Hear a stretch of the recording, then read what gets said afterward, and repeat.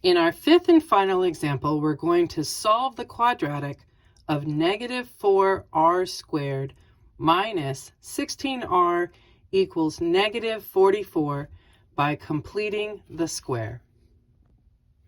So we've learned from the introduction that having no visible third term of our quadratic is a good thing. We have this negative 44 here on the right side of the equation all by itself, and that is a good way to start this off. However, we also saw from the introduction that our leading coefficient must be a 1, and a positive 1 at that. So this negative 4 has to go. So how do we get rid of that? We divide every term by whatever it is that's in front of our squared term, our leading coefficient, so that we end up with a really user-friendly quadratic that's ready to be solved.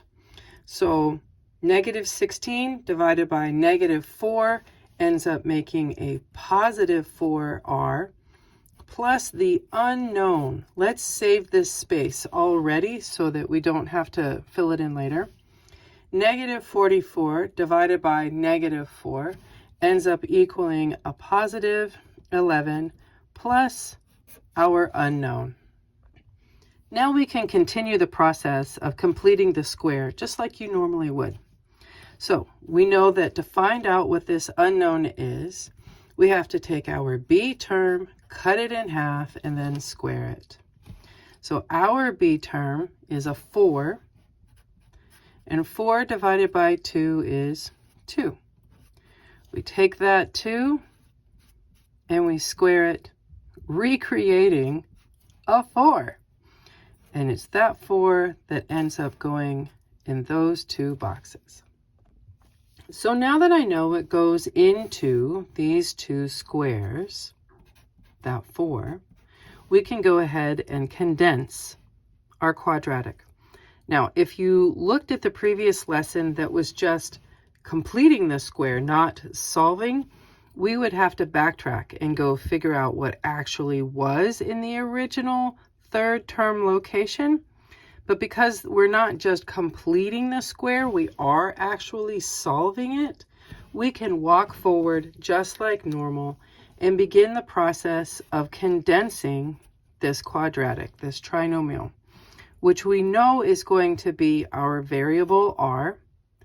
And then we have whatever we got when we did the dividing process onto our b term, which was a positive 2.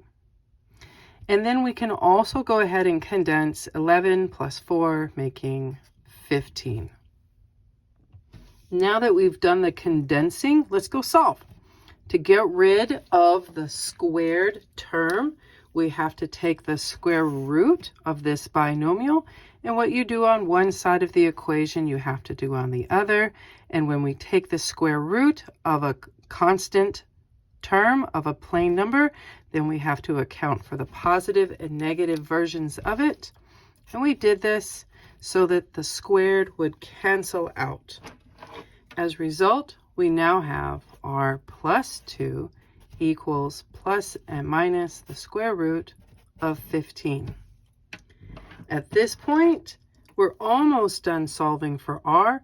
Let's subtract 2 on both sides of our equation, with a final result of r equaling negative 2 plus or minus the square root of 15.